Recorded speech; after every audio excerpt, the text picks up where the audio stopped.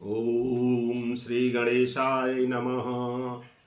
प्रिय स्नेहीजनों, आप सभी का हमारे YouTube चैनल सनातन संस्कृति शुक्ला जी में हार्दिक स्वागत है। जय श्री राम।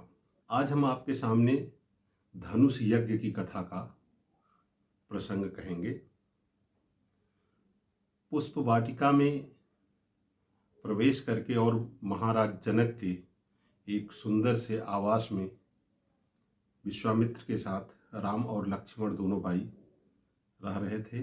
सुबह महाराज जनक जी ने अपने कुल पुरोहित सतानंद जी को विश्वामित्र जी के पास भेजा और कहा कि उन्हें सादर आप धनुष यज्ञ के लिए आमंत्रित करके साथ में ही लेके आ जाइए।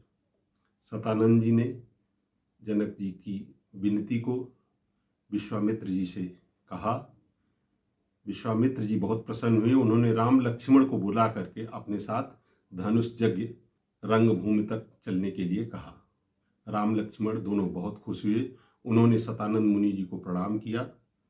तत्पश्चात वहां पहुंचने पर महाराज जनक जी विश्वामित्र जी के चरणों में अपना शीश नवाकर उनकी वंदना किए और उन्हें अपने प्रतिज्ञा व रंग भूमि के बारे में बताया कि हमने यहाँ पे इस धनुष यज्ञ मंडप को किस लिए बनाया है। विश्वामित्र जी उनके उस रचना से बहुत प्रसन्न हुए, क्योंकि वहाँ पे तमाम लोगों के बैठने की बड़ी ही समुचित व्यवस्था की गई थी। उन्होंने राजा जनक को आशीर्वाद दिया, प्रजा के कुशल क्षेम के बारे में पूछा।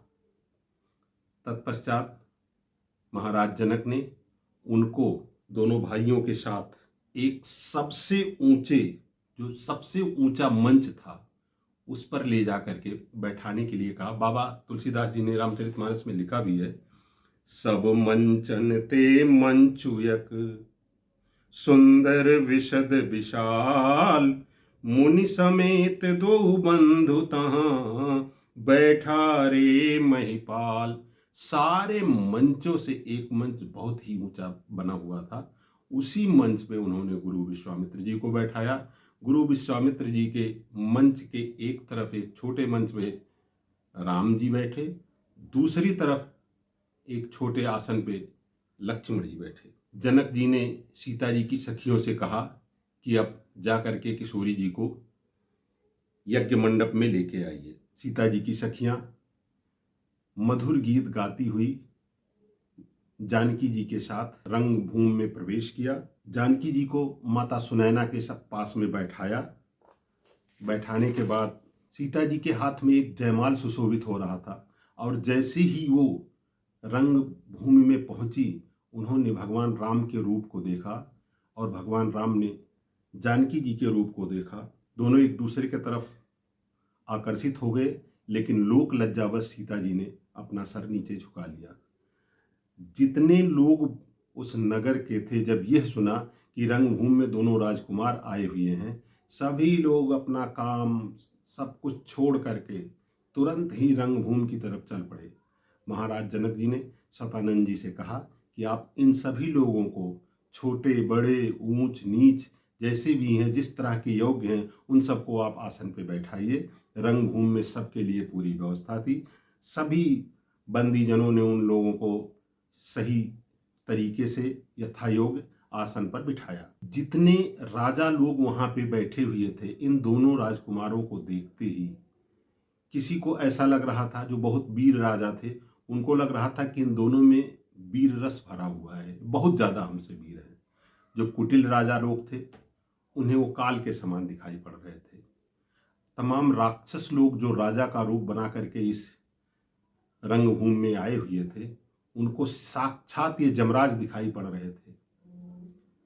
भक्तजन जितने थे, प्रेमी लोग जो थे, उनको ये अपने इष्ट देव के रूप में दिखाई पड़ रहे थे। नगरवासी जितने थे, उनको ये सबसे प्रिय दिखाई पड़ रहे थे, सबसे श्रेष्ठ दिखाई पड़ रहे थे। महाराज जनक के जितने रिश्तेदार वगैरह थे, उन सबको यह अपने सगे संबंधी जैसे दिखाई पड़ रहे थे। यहाँ तक कि महाराजा जनक और रानी सुनैना को ये अपने पुत्र के समान दिखाई पड़ रहे थे। बाबा लिखते हैं, इतनी लंबी लिस्ट है किस किस का वर्णन करूं। उन्होंने एक ही चौपाई में उसका दे दिया कि जिनके रही भावना जैसी, प्रभु मूरत दिन देखी तैसी। सब लोग उन लोगों को देख करके सुखी हो गए, सब लोग पूरे सुखी हो गए। उसी समय बंदी जनों को बुला करके महाराज जनक जी ने कहा, अब तुम लोग मेरी प्रतिज्ञा के बारे में उद्घोषणा करो। बंदी जन रंगभूमि के मध्य में खड़े होकर के और अपने दोनों हाथ को उठा करके कहे, यह जो शंकर जी का पिनाक धनुष है, यह बड़ा ही कठोर और बलशाली है। इसको रावण और बाणासुर जैसे राजा यहां आकर के उसको देख करके ही वापस चले गए, छूने की भी उनकी हिम्मत नहीं हुई। उस पिनाक धनुष को, उस शंकर जी के धनुष को हमारे महाराज जनक जी के प्रण के अनुसार जो भी व्यक्ति प्रत्यंचा चढ़ाकर उसको तोड़ेगा, उसके साथ ये जो किशोरी जी हैं, जानकी जी हैं, बिना किसी हिचक के अपने वर के रूप में स्वीकार कर लेंगे। सब राजा लोग यह सुनकर के तमतमा उठे, एकदम से उठ खड़े हुए, मैं तोड़ूंगा, मैं तोड़ूंगा, मैं तोड़ूंगा।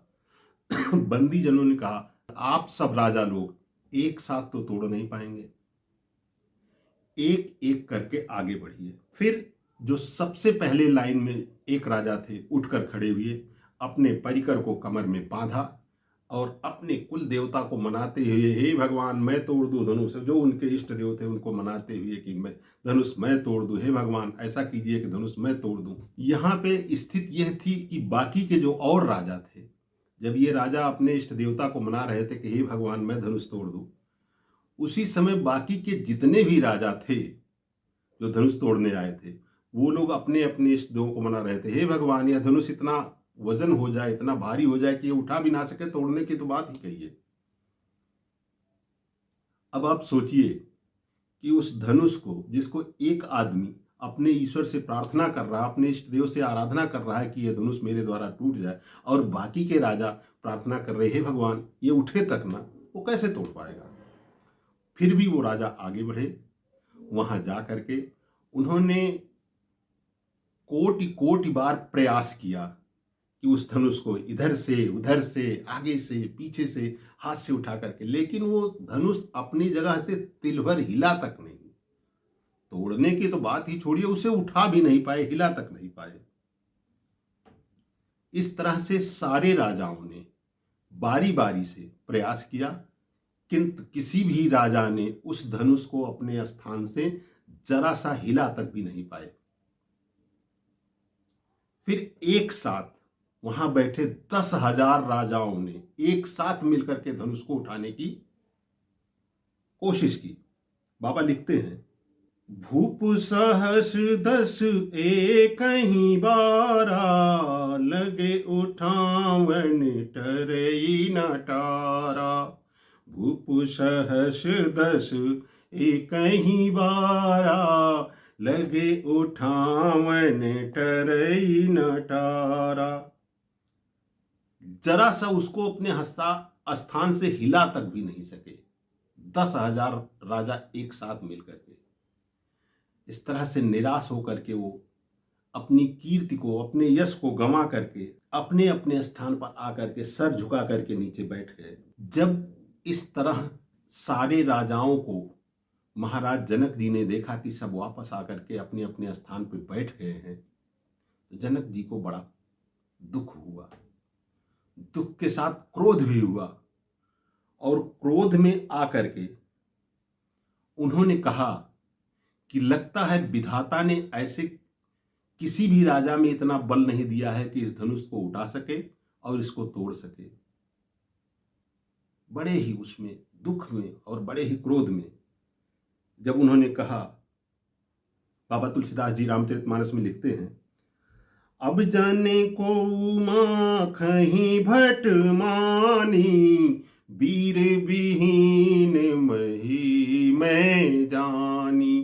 कहे राजागण जितने द्वीप द्वीप से आए हुए तमाम राजागण हैं, नर जो राक्षस लोग नर के रूप में आए हुए हैं, नाग लोग आए हुए हैं, या इसमें किसी को कोई माख ना हो, किसी को कोई तकलीफ ना हो। अब मैंने जान लिया कि यह पृथ्वी वीरों से विहीन हो गई है। इस तरह से कहते कहते फिर उन्होंने कहा कि अब यदि मैं अपना प्रण छोड़ता हूं तो मेरी कीर्ति मिट जाएगी, और यदि मैं अपने प्रण पे कायम रहता हूं तो मेरी पुत्री कुंवारी रह जाएगी। ऐसा सोच करके वो बहुत दुखी हुए। उन्होंने एक बार फिर कहा, जब जने त्यों बिन भट भूवि भाई, तो पनु करे हो तो न साई। महाराज जनक जी ने कहा कि अगर मैं यह जानता कि यह पृथ्वी पे कोई वीर बचा ही नहीं है तो मैं यह प्रण करके अपनी जग हंसाई ना करता। महाराज जी के, जनक जी के ऐसे कातर वचन को सुन करके जितने लोग वहां बैठे थे और जानकी जी को देख करके सारे नगर के नर नारी दुखी हो गए। किंतु उसी समय राम जी के छोटे अनुज लक्ष्मण जी जनक जी के जब वीर विहीन पृथ्वी का शब्द सुने, तमतमा करके उठ खड़े हुए। उनके नथने फड़कने लगे, उनकी भौहें टेढ़ी हो गई, बहुत क्रोध हो गया उनको। जब पहली बार उन्होंने कहा कि वीर विहीन पृथ्वी हो गई है, तब तो वो थोड़ा चुप रहे, लेकिन जब दूसरी बार भी उन्होंने कहा कि अब आप लोग तजहु आस निज निज गृह जाऊ, लिखा न विधि दे विवाहु। कहे ये पृथ्वी अब वीर विहीन हो गई है और सभी लोग अब जाओ, अपने अपने घर जाओ। यहाँ क्या जरूरत है, किस लिए बैठे हुए हो? जब आप लोग इस धनुष को हिला तक नहीं सकते तो किस लिए बैठे हो? जाओ अपने अपने घर। लक्ष्मण जी उस पर इतना तमतमाए, खड़े होकर के क्रोध करके उठ खड़े हुए। क्योंकि वहां राम जी बैठे हुए थे, उनसे बड़े भाई, उनके गुरुदेव बैठे हुए थे, इसलिए प्रकट रूप में तो कुछ नहीं सीधे सीधा जनक जी को कह पाए।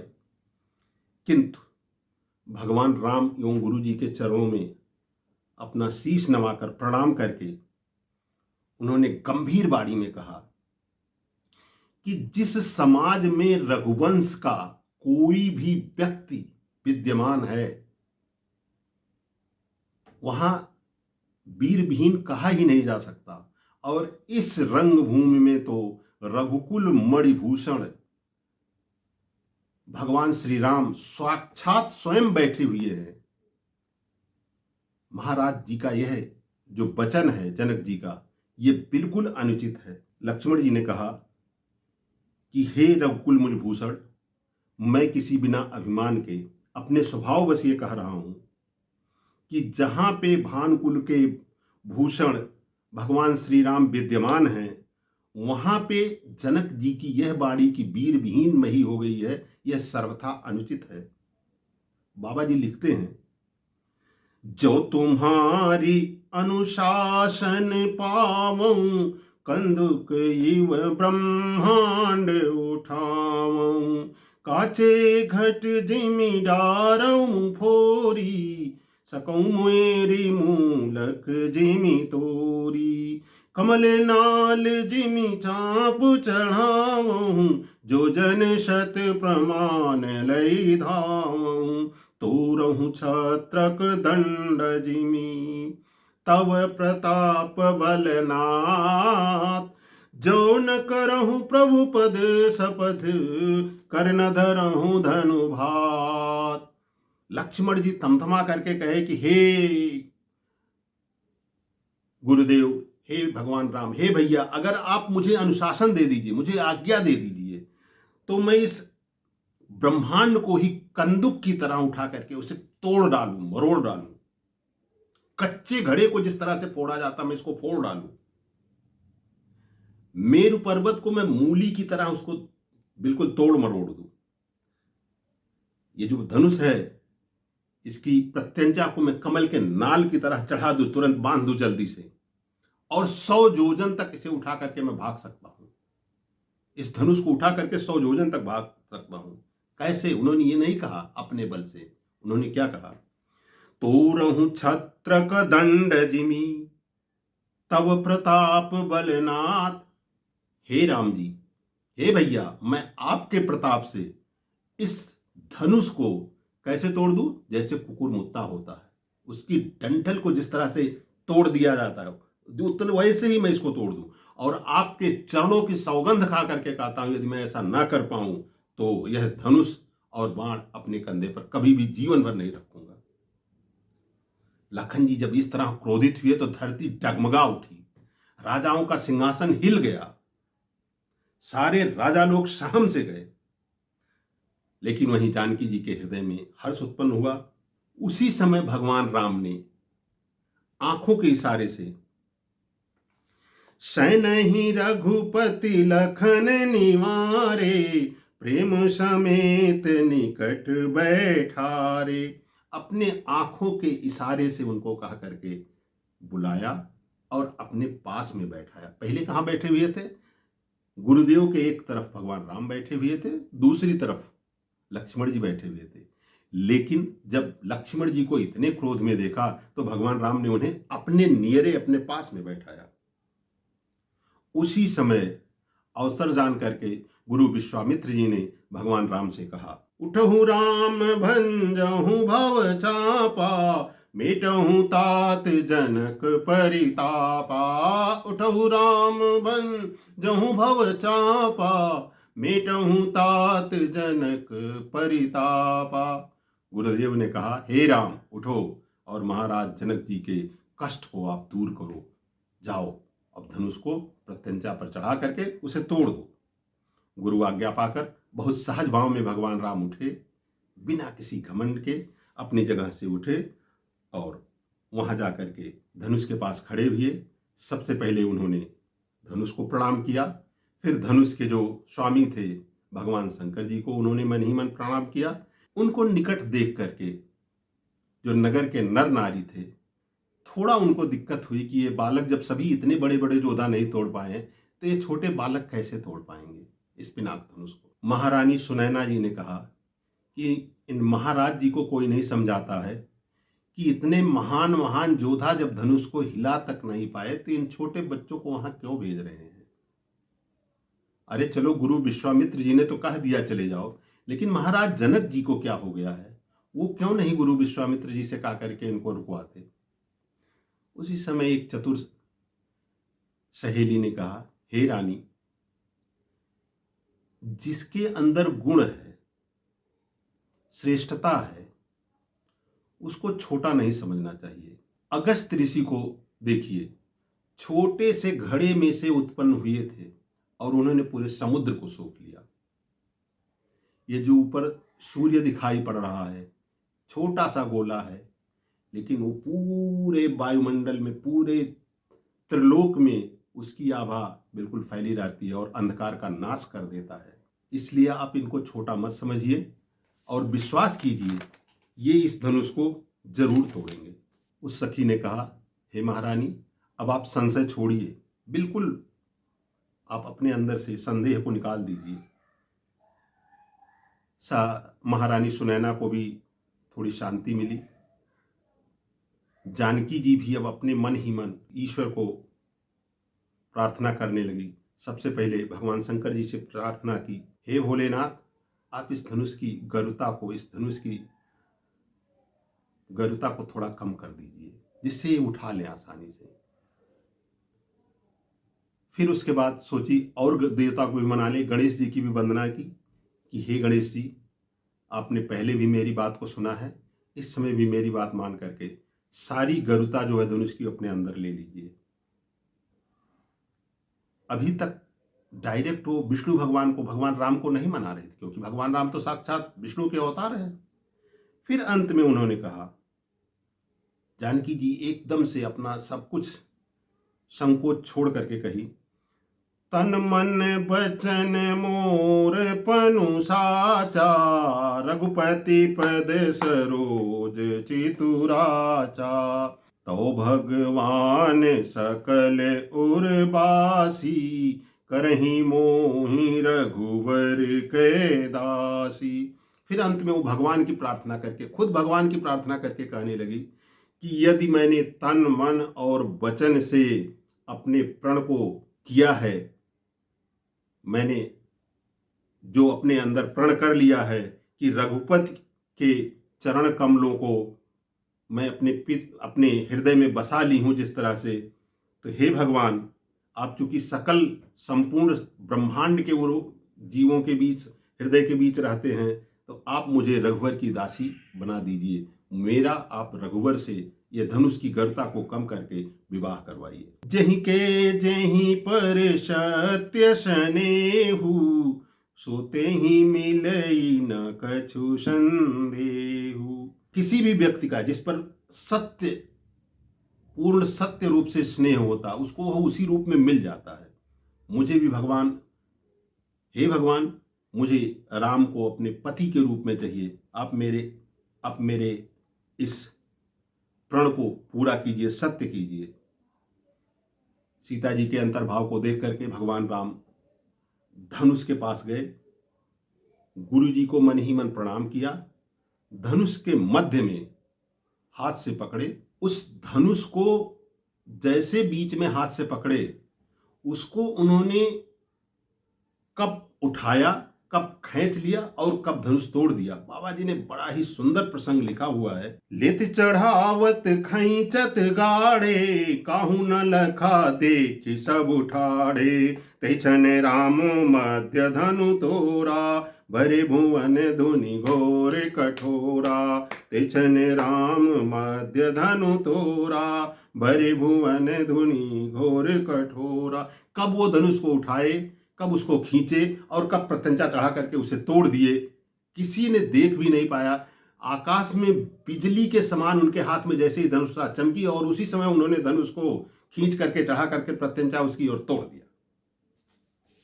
किसी को एहसास तक नहीं हुआ। बाबा छंद में लिखते हैं, भरे भुवन घोर कठोर, रव सभी बाज तजिमार गुचले। चिक्करहि दिग्गज डोल, मही यही कोल कूरुम कलमले। सुर असुर मुनि कर कान दीने, सकल बिकल विचारहि। कोदंड खंड्यउ राम तुलसी, जयति बचन उचारहि। कोदंड खंड्यउ राम तुलसी, जयति बचन उचार ही। और इस प्रकार से उन्होंने धनुष को संधान किया। जब सभी लोगों ने देखा, नगर के सारे नर नारी बड़े खुश हुए। इस तरह के धनुष तोड़ने के बाद सतानंद जी ने माता सुनैना के पास बैठी जानकी जी से कहा, हे सीते, अब तुम आओ और भगवान राम को जयमाला डालो। सभी सखियां मंगलाचरण करती हुई, गीत गाती हुई सीता जी को साथ में लेकर के भगवान राम के पास आई। उसी समय गाँवहि छवि अवलोकी सहेली, सिय जय माल राम उर्मिली। सभी सखियों के इस तरह से जब सीता जी के और भगवान राम के छवि की वर्णन किया जा रहा था गाने के माध्यम से, उसी समय सीता जी ने तुरंत ही जयमाल उठा करके भगवान राम के गले में डाल दिया। इस तरह से माता सीता और भगवान श्री राम जी का विवाह संपन्न हुआ। आज की कथा का यही विश्राम करता हूँ। तब तक के लिए जय सीताराम। यदि आप लोगों को मेरा ये वीडियो पसंद आया हो तो कृपया इसको लाइक करें, इसको शेयर करें और सब्सक्राइब करें। जय श्री सीताराम।